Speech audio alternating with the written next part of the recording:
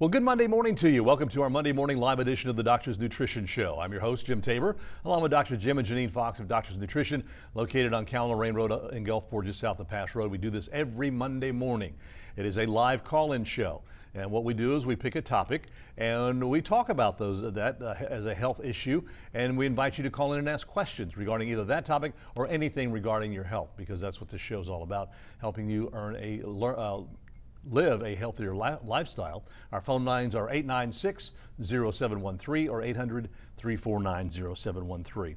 Something that we are all born with and try to keep nice and healthy through most of our lives, if we can, are our muscles. And that's what we're talking about today, is keeping your muscles healthy. And what happens if you don't? Yeah, what most people don't think about, when we talk about muscles and maintaining good muscle activity, we got to have muscles or we can't stand and walk and et cetera, et cetera. Breathe or live. Or, right, or breathe or live.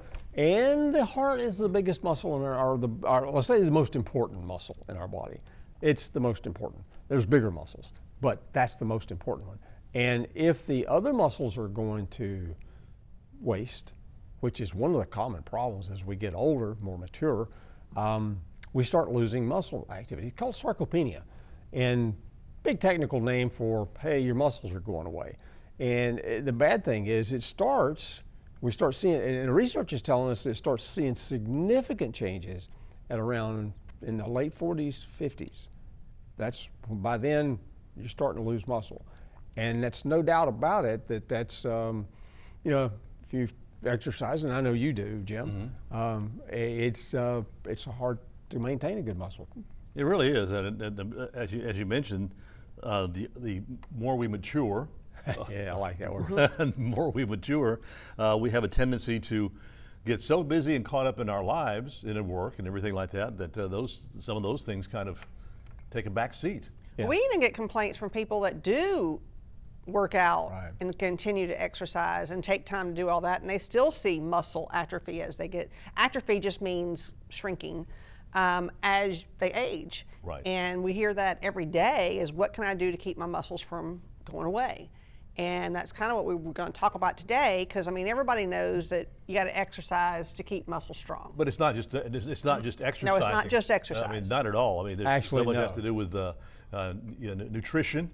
Oh, Yep. very. You can take an older person and have the same exact exercise. We're up here without nutrition, what it's all about. What's all about? And you take people that do the same exact exercise, but they're two different ages, you're going to see a difference in how they build muscle. Right. Because now it is you are going to lose some as you age, no matter probably what you do.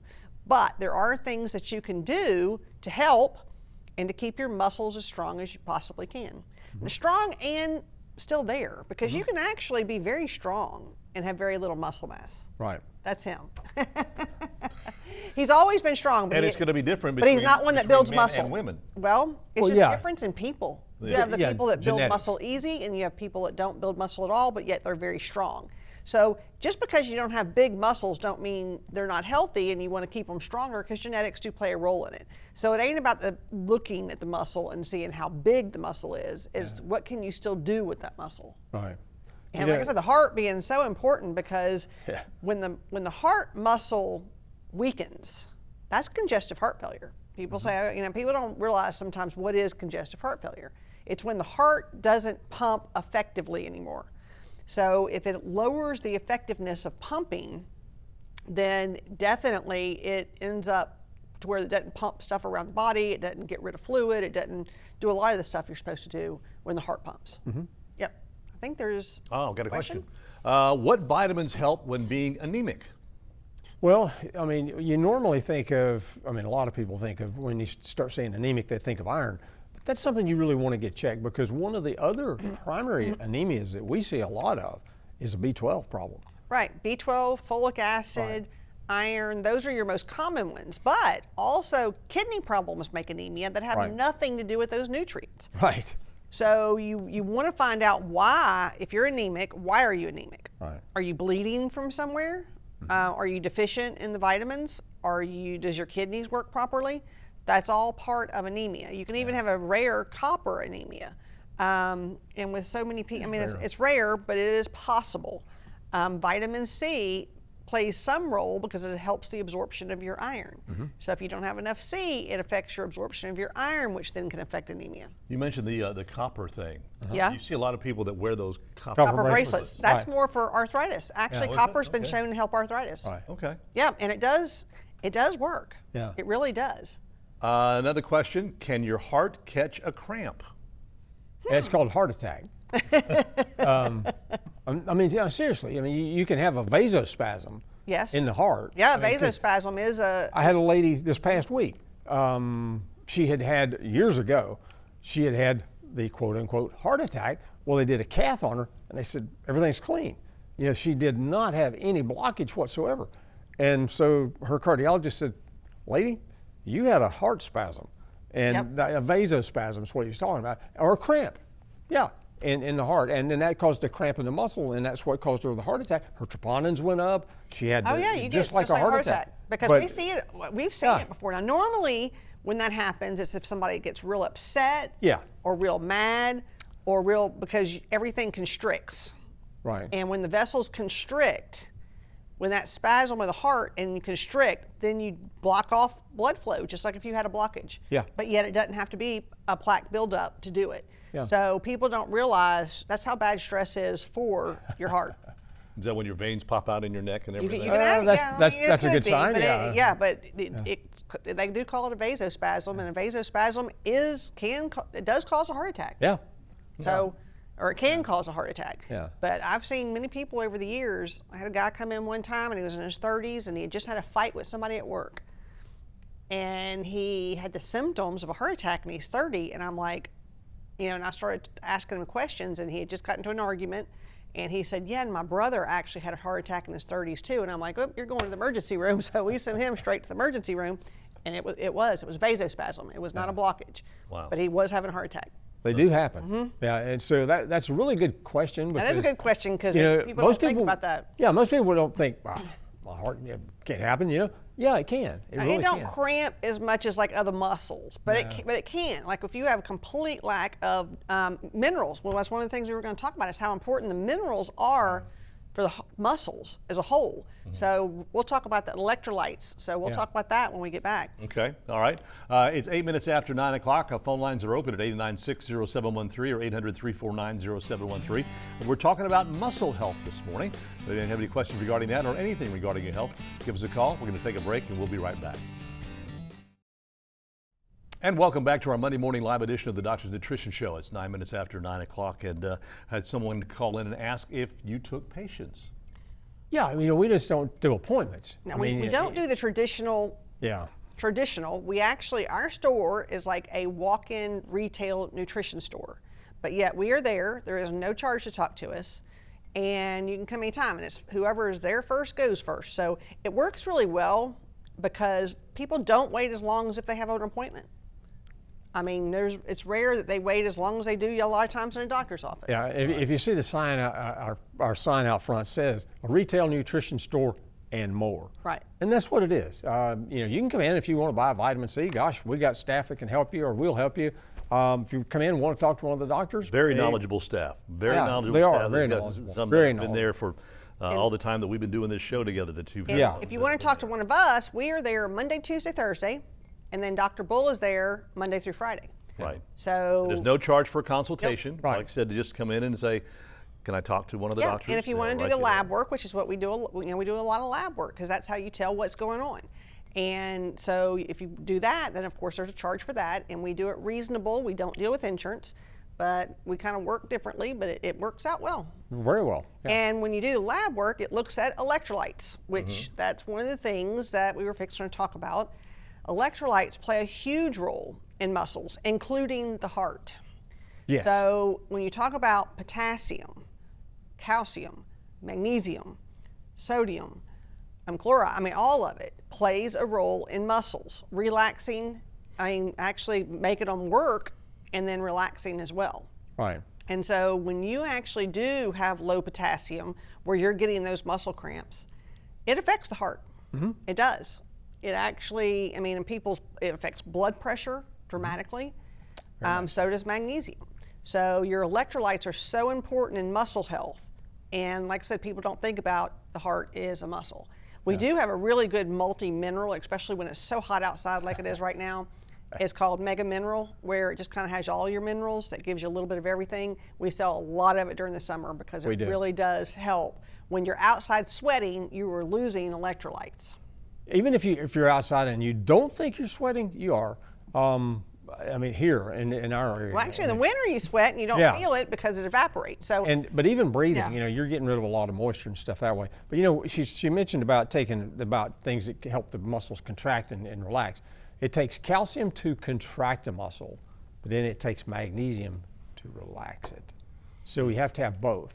And a lot of times we find the people that are complaining of the muscle cramps, they think, oh, it's potassium.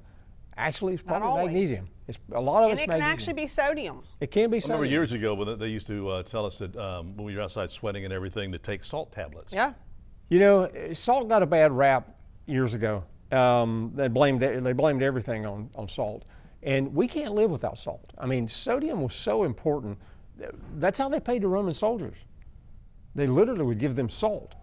It's where that's saying you're worth your weight in salt or something? Is he worth his salt? Because yeah. That's how he got paid. So, it's a very important nutrient, and but magnesium is too. And so, when you look at that from a standpoint of electrolytes, and we see so many people that don't eat enough, don't take the magnesium and other electrolytes, and then especially in summertime like here, you're just gonna have to take them. That's all there is to it. I got another caller with a question. What vitamins help prevent fungi toenails? Well, actually, it's not really vitamins. Yeah. But there are things that prevent, and one is the olive leaf extract, the Olivir. Our Olivir is an antifungal, and so it is really good. It's actually good at if you have fungus toenails, but if you had it, it can actually help it keep it from getting worse. And also probiotics. I was going to say probiotics are probably one of the biggest things. Are fungus tends, when you have it in your toenails, you normally have it in your body. Oh yeah. And fungal overgrowth is usually due to a lack of good bacteria, which is your probiotics. So probiotics and Olivir are what we usually use for the fungi toenails. Yeah. One of the biggest nutrients, and it's something that we see an awful lot of problems with. One of the biggest nutrients that we have to have for proper muscle activity and muscle strength and muscle health is protein. And we see so many people that just don't eat enough protein. It's amazing to me how many people don't. Especially as people age, because protein gets harder to chew. So a lot of people get to where they don't eat meat, and a lot of people don't know what protein is. I have every day that question. I was about to ask you to give us some examples of protein. When I say tell people to eat more protein, they're like, well, what's that? Well, that's chicken, fish, beef, pork. Turkey. Your meat and eggs. Eggs have a lot of, now, you can get a little bit in beans. You can get a little bit in some vegetables, but it's a little bit. And nuts have a little bit. But if you're just getting it from those sources, it's hard to get enough because you got to eat a whole bunch of food. I had a friend years ago that was a vegetarian, and she got her protein, as she said, through legumes or beans. And you just have to eat so much of it in order to get it. We had a friend in another state and he emailed me, it's been a couple of years ago now, and his wife was having some real problems. She was going to the doctor, and so they sent me the lab work that the doctor had done. I said, well, she's not eating enough protein. Her protein was low. I said, let's just try giving her some protein, because I knew this lady and she's pretty bad about doing the vegetarian type thing, and so on. So we got her some powdered protein. She started taking that, and boom, her problems that she was complaining of kind of went away. So it's that important. And the fact is that older we get, I hate to use that word, but the more mature or older we get, unfortunately, we need more protein. It's not less, we need more. Something like what, 1.2 I think basically it's 1.2 grams for every kilogram of body weight, which to get that, you take your body weight divided by 2.2 and then times it by 1.2. And that will give you kind of how much protein you need. Now, kind of a short way, it's not the exact calculation, but just take your body weight and divide it by 2. You need that many grams in protein to actually maintain muscle, which is not really gaining. That is to maintain. That's to maintain. That's to keep from losing it. Right. So protein is one of your most important things, and protein is made up of amino acids. And amino acids are greatly important for the muscle. Yeah. And amino acids are basically, that's what protein is a bunch of amino acids bound together. Now, stuff like glutamine is something that you can supplement that actually help volumize the muscle and keep it from atrophy and help with repair and things like that. So proteins are very, very, very important. Yeah. And we see a lot of people through lab work not getting enough protein. One of the symptoms of a protein deficiency is your hair falling out and weight gain. How many times do we hear that? Daily. A lot. Yes. Daily. It's got to be my thyroid. Yeah, everybody thinks it's their thyroid, but a lot of times it's protein deficiency. Yeah. So protein is something that you always say eat your protein first. Anybody that's ever had weight loss surgery, that's kind of the rule of thumb with them. They always tell them, eat your protein first. You have to have the protein. Right. That's the one thing you absolutely have to have. So I always tell people start with protein and then add like all your vegetables and stuff like that to it. All right. More of your questions in just a moment. And this week's special, we're going to take a break. It's 18 minutes after 9 o'clock. We'll be right back with our final segment. And welcome back to our final segment. It's 20 minutes after 9 o'clock. Let's go ahead and look at what this week's special is. Yeah, ribofuel. Ribofuel is a formula we put together that's got D-ribose, which is a sugar that the body needs and actually the muscles need for proper function. That's the kind of fuel that they actually need is ribose. But it's got acetylcarnitine, it's got malic acid, it's got a lot of other neat stuff in it that really helps the muscles It has some function. CoQ10, it has DMG. Right. So it's a combination product to actually help muscles heal. Yeah. Heal and actually even be able to repair. And even when you work out, people don't think about it, you're breaking down muscle. That's what you do when you work out and exercise, Right. is you break muscle down and then the body has to build it back up to build muscle. And so ribofuel just helps that process. And it's really good. All those things are really beneficial for people with congestive heart failure. Oh, yeah. They're really beneficial for anyone that's after a heart attack. There's a lot of good research on ribose after a heart attack, being able to repair the heart and not having as much heart damage later. So it is definitely beneficial. It has all your nutrients needed to repair. So that's what you want is the ribofuel. Okay. A couple of questions in. First one, what is a calcium score? Well, it's a way, it's kind of a high-speed CT scan that enables us to look at the calcium, that's the hard calcium, or the hard plaque, if you will, that's in the heart. And it's a really neat way of looking to see what kind of, how really important is it to, for me to take care of my heart. Because if you've got a high calcium score, you got a real increased risk. For heart disease. Yeah. And so it's not really just about your calcium. No. It just tells how much calcium buildup is in the artery. But it will show you And which arteries and so It'll show you on. exactly which artery, and it'll give you a score, and anything above 100, you really need to be paying attention. Now, you'd rather it be zero, and we see a lot of people, even in their 60s, it's zero. So that's what you want to see. Right. But it does make it, and then we see them at 2,500. So we see the extreme ones and we see the zero ones. Right. So, but a calcium score is a really good test, I think, so you know what your risks are. Right. All right. Another question from a viewer. What helps to keep the heart strong? That ribofuel that we just Ribofuel. talked about. Exercise. Exercise is, well, yeah. The cardio workout where you get the heart rate up and keep that heart rate higher for a while. So cardio exercises is You've really always great. heard either use it or lose it. So it's kind of like if you don't exercise your heart, then you actually lose function of that heart. So to keep it strong, you have to exercise it. And cardiovascular exercise basically is when you're basically riding a bike or walking real fast or something that increases heart rate. Lifting weights, if you do it fast enough, you can actually You can do it. do a with- cardiovascular workout, but lifting weights is probably the better exercise for your actual muscles. Yeah. So, but both exercises are very good for you. Right. All right. Another question. What vitamin is better for leg and feet cramps, D3 or magnesium? I'd say magnesium if you say which one is better, Right. because D plays a big role in muscle health. You have muscle pain without D. So I would say it's going to make more pain. Magnesium can actually make more cramps. Yeah. Yeah. So- It's now D3 is extraordinarily important. Important for muscle. it's Like not even the- people with fibromyalgia, there's been Right. a lot of articles written. Is it fibromyalgia or is it just a vitamin D deficiency?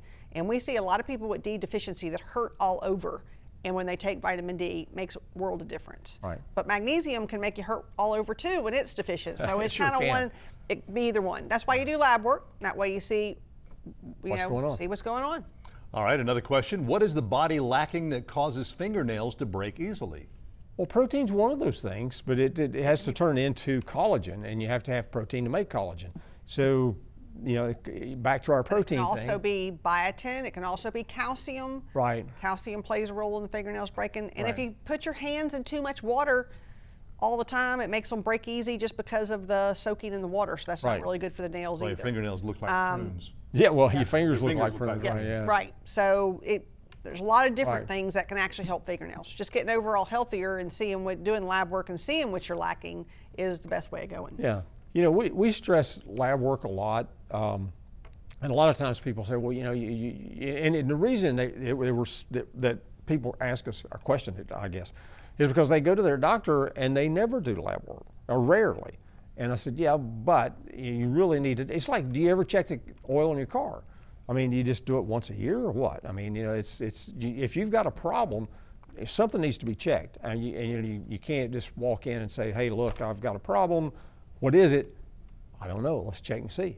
That's why we suggest the lab work. So it's that important to us to find out. Yeah, without exactly lab what's work, you're going on. pretty much just guessing. Yeah. And unfortunately, insurance has got to where they don't want to pay for it, so the doctors just don't order it. That's Yeah. basically what happens. Yeah. Unfortunately.